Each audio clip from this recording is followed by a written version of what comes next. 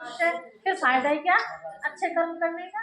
ऐसे कई बहस करते हैं ना, तो हमारे पास उसका जवाब चाहिए। तो अच्छा कर्म तो अच्छा ही। हाँ, और बुरे करेंगे तो बुरे कर्म तो बुरा ही होगा। हाँ, तो क्या बनेगा वो जो भी बनेगा वो तो बना होगा भगवान की जगह। जानवर बनेगा या मनुष्य जानवर बनेगा या मनुष्य बनेगा? मनुष्य ही बनेगा। बनेंगे मनुष्य, मनुष्य बनेगा। उसके शरीर में या फिर उसको कुछ ना कुछ हानि जरूर होगी। हाँ, कलयुग में रहा। देखिए सार रूप में बताते हैं आपको, 84 लाख योनियां कही गई है। बहुत सीधा सा जवाब है। जिन्होंने शास्त्र पढ़े होंगे, ना भी पढ़े तो भी आप जवाब दे सकते हैं। देखिए जब हम छोटे थे, हमें याद है टीचर हमें बताया करते थे, कई बार बच्चे आपस में नकल करते हैं ना, तो क्या कहते थे, आज बड़े बुजुर्ग भी कहते हैं बेटा नकल के लिए भी अकल की आवश्यकता है ना।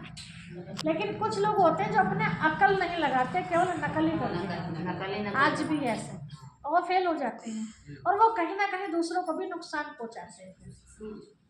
तो पहला जो शास्त्र लिखा था, जिसने भी ऋषि मुनि ने लिखा था, उसमें लिखा था 184 लाख, नहीं क्या लिखा था, लख।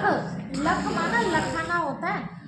आप उधर बुलंदशहर की तरफ चले जाओ, उधर की भाषा है, क्या लखा रही है, मतलब क्या, हम तो बोलते इधर क्या देख रही है ना, उधर बोलते क्या लखा रहे हो, तो लख माना देखना, ठीक है।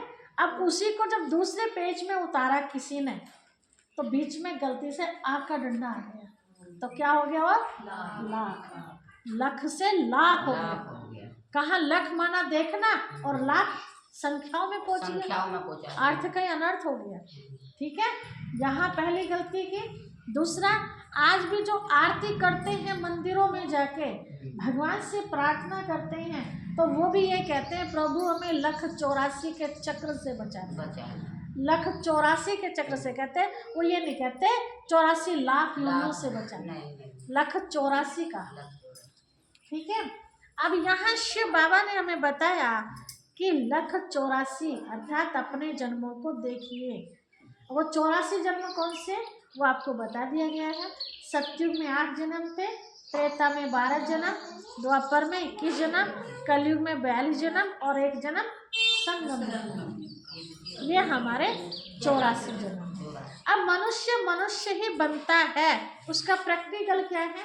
आप सब खेती करते हैं, देखते होंगे, नहीं करते हैं तो कोई भी आप अपने खेत में बीज बखेरते हैं किसी भी चीज का, और कितनी बार भी बखेरो उसको, तो वो वही उपज के आता है या चेंज होके आता है, बार बार वही आता है। लाख कोशिश करने पर भी चेंज होता है। हम उम्मीद करें कि गेहूं तो बनता है मक्का में, क्योंकि ये प्रभु से मक्का बना देना संभव है, ये भी बनेगा, ठीक है। ऐसे हम सब आत्माएं भी एक तरह से बीज की तरह हैं। मनुष्य आत्माओं का बीज अलग है और जीव जंतुओं का बीज अलग है, पशु पक्षी का बीज अलग है, हर एक का अलग है, इसलिए इतनी वैरायटी है। जैसे अन्न में इतनी वैरायटी है ना, ऐसे जीव जंतुओं में भी इतनी सारी वैरायटी है। कौवा कौवी बन सकता है, लेकिन तोता नहीं बनेगा। वैसे भी आपने देखा होगा, जन्म देते हैं, ऊंट ने कभी भैंस को जन्म दिया, खरगोश ने कभी कौवे को जन्म दिया। जो जैसा होता है ऐसे उसके द्वारा उसका जन्म होता है। चलो ये सब बातें भी छोड़ो, आप प्रैक्टिकल देखिए।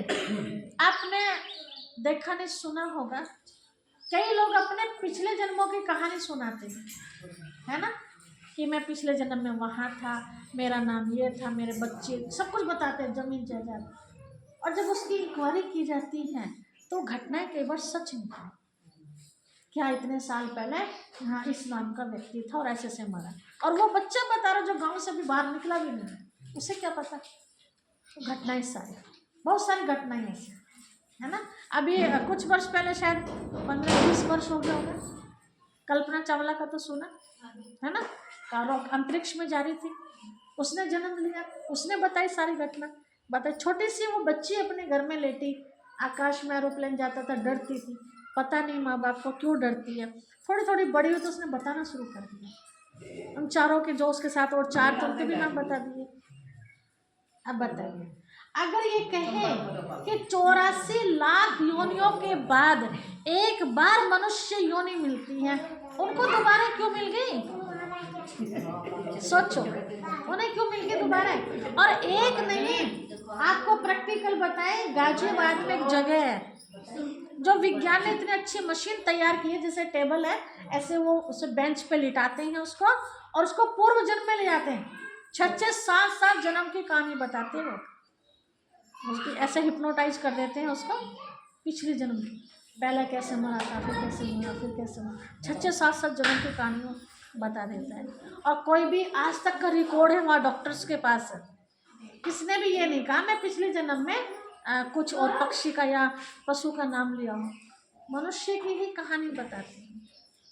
ठीक है, यहाँ भी हम सब प्रैक्टिकल देखते हैं। कई बच्चियों को आप देखते ही हैं, लड़की वाले एक्टिविटी कुछ नहीं दिखाई देती उनकी, लड़कों वाले दिखती है, उनके बालों की कटिंग, उनका पहनना भी लड़कों वाला पसंद, घर में रुकना नहीं, बाहर घूमना, है ना, सारे एक्टिविटी लड़कों वाली। तो क्या कहते हैं, लगता है पिछले जन्म में लड़का थी।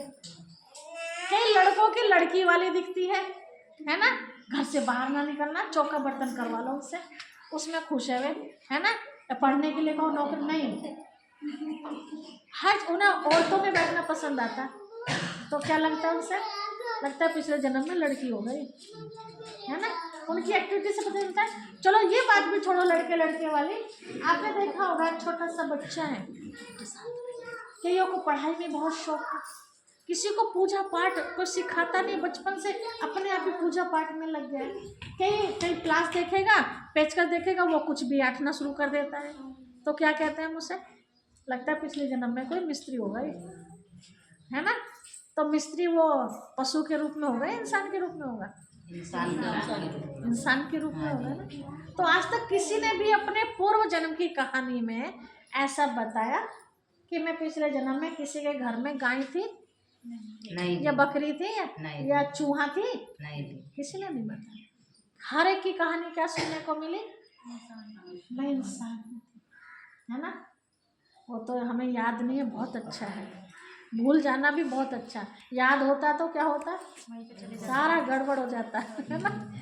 किसी के यहाँ इकलौती बेटी है, वहाँ 4 बहनों के बीच में पल रही थी, बड़ा अच्छा खेलता हंसता परिवार था, यहाँ बेचारी अकेली, तो उसे कौन सा घर अच्छा लगेगा, नहीं अच्छा लगेगा ना, 4 बहनों के बीच वाला, मैं तो वहीं जाऊँ, ना बेहतर तो चोरी से भर जाती, क्योंकि पता था ये भी बहुत अच्छा है कि हम सब पिछले जन्म का भूल गए, है ना, नाटक में सारी उथल पुथल हो जाती।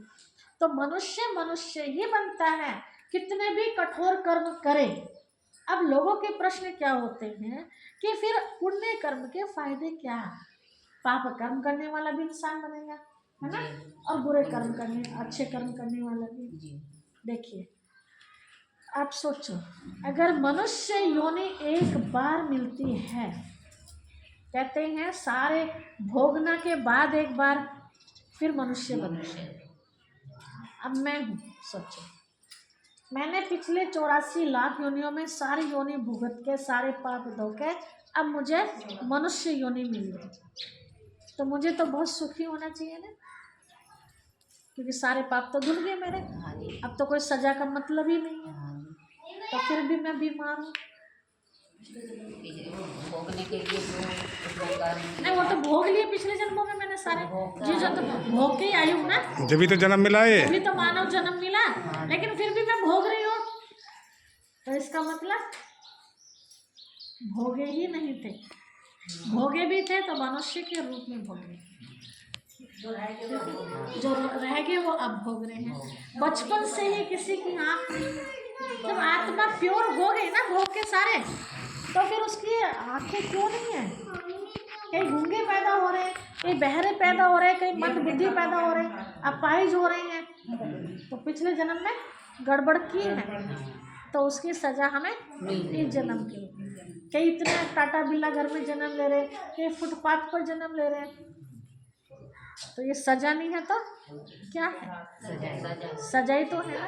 तो मनुष्य रूप में करते ही हैं, और मनुष्य के रूप में ही फिर हमें भोगना पड़ता है। अब जो हो गया, जो समय निकल गया, उससे तो हम कुछ नहीं कर सकते, समय बचा है उसमें तो हम अपने आप को संभाल सकते हैं। तो इसीलिए अब आगे से हम ध्यान रखें, जो भी गलतियां हो चुकी हैं हमसे जाने अनजाने में बिना ज्ञान के, रोज रात को सोने से पहले हम चेक करें आज तो पूरे दिन में कोई गलती नहीं हुई।